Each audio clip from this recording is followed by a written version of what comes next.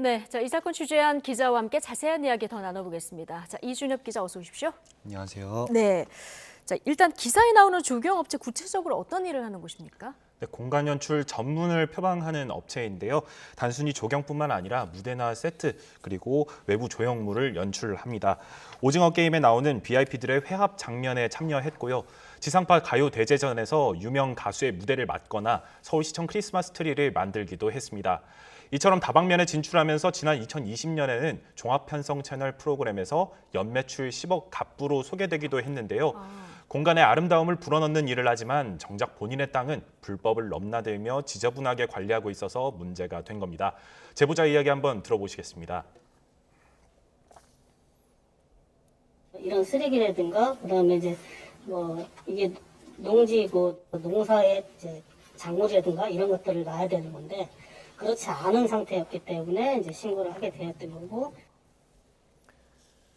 네, 앞서 리포트에서도 문제가 여러 가지가 있었는데 가장 눈에 띄는 게 쓰레기를 여기저기 많이 적재놨더라고요.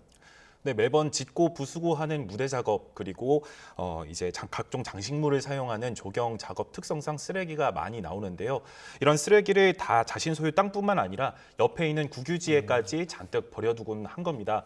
철근이나 시멘트 같은 건설 자재부터 스티로폼이나 플라스틱을 비롯한 조형 부자재를 산처럼 쌓아놓고 있었습니다. 취재진이 현장을 갔을 때는 이미 양주시 지도로 쓰레기를 상당 부분 치운 상태였는데요. 그런데도 각종 쓰레기가 나뒹구는 모습을 어렵지 않게 포착할 수 있었습니다. 과거에는 비닐하우스 안에도 물건을 잔뜩 뒀었다는데요. 시청 관계자 이야기 한번 들어보시죠. 안에 스티로폼 뭐 이런 거 있잖아요. 뭐 그런 게 많이 물건이 쌓여 있었어요. 적절하게. 네, 그래갖고 그거 싹 치우선. 네, 자, 그런데 회사 땅만 이렇게 사용한 게 아니라 국유지도 좀 불법으로 사용을 했다고요. 네, 맞습니다. 회사 땅이 두 군데인데요. 과거 작업장으로 사용한 비닐하우스가 있는 농지와 지금 본사 건물이 있는 대지입니다. 예전 땅은 개발제한구역 안에 있는 농지라서 농사 짓는 것 말고는 할 수가 없습니다. 농기구 창고나 농막 정도만 지을 수 있고요. 그런데 업체는 본사를 옮기기 전까지는 해당 건물에서 조형물이나 조화 작업을 했습니다.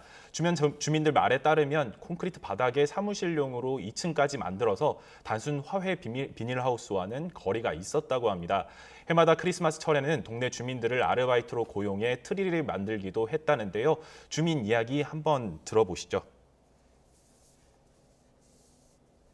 바닥은 10cm 정도만 파내면은 셀이 굽고자 나온다.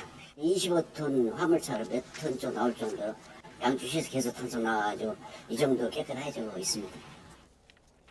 네, 양주시 지적으로 문제를 고쳤다는 지금도 업체 소유 땅 바로 옆에 있는 다른 개발제한구역 부지 창고를 빌려서 장식물을 보관하고 있었습니다.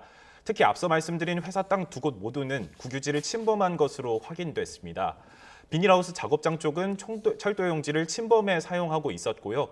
본사 건물은 하천 부지와 도로를 침범해 있었는데 양주시가 지도해서 불법 부분을 철거한 상태입니다. 예, 지금까지도 국유지를 일부 사용하는 부분들이 있는 것 같은데 업체에서는 뭐라고 해명하고 있습니까? 네, 제가 업체를 찾아가서 김모 대표를 직접 만나서 여러 가지 해명을 들었는데요. 예. 우선 별로 중요하지 않은 사안인데 너무 심각하게 문제 제기를 하는 거 아니냐 이런 반응이 있었고요. 어렵던 시절에 법을 잘 알지도 못했고 주변에서 흔하게 하는 일이어서 죽을 죄까지는 아니지 않느냐라는 겁니다. 회사가 조금씩 알려지다 보니 이를 시기한 전 직원이나 주변 원한이 있는 사람이 악의적으로 제보한 것 같다고 호소하기도 했습니다. 다만 문제에 대해서는 잘못을 인정했고요. 고치기로 약속했습니다.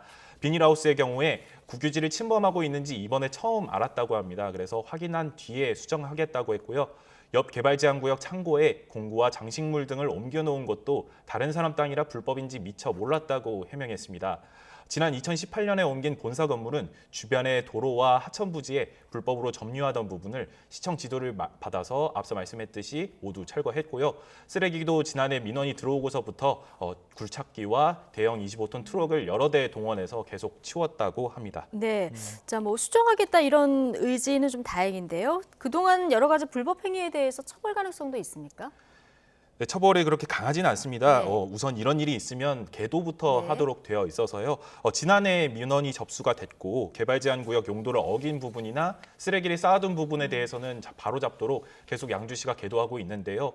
만약 업체 측이 제대로 따르지 않으면 이행 강제금이 부과가 되고 그러고도 지키지 않으면 형사 고발됩니다. 그래서 지금은 양주시청 하천관리과, 청소행정과, 도시계획과 도로과에서 지켜보고 있고요.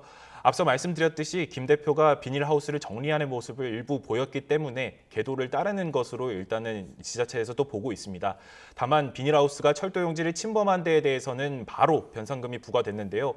금액이 97만 원으로 그렇게 크지 않습니다. 변상금이 그동안 불법으로 토지를 점유한 데에 대해서 사용한 요금을 받는 개념인데요. 개발 제한 구역이라 땅값이 비싸지 않은 겁니다. 한 해에 19만 3천 원씩 점유한 5년 곱해서 모두 96만 5천 원이 부과됐습니다. 여기에 대해서도 자진 철거하라는 경고장이 부착이 됐고 많이 지키지 않으면 이행 강제금 부과나 형사 고발이 가능합니다. 김 대표가 취재진에게도 앞으로 법적인 잘못을 바로잡아 나가겠다고 약속한 만큼 앞으로 잘 지켜지는지 계속해서 지켜보겠습니다. 네, 여기까지 듣겠습니다. 사회부 이준엽 기자였습니다. 수고하셨습니다. 네, 감사합니다.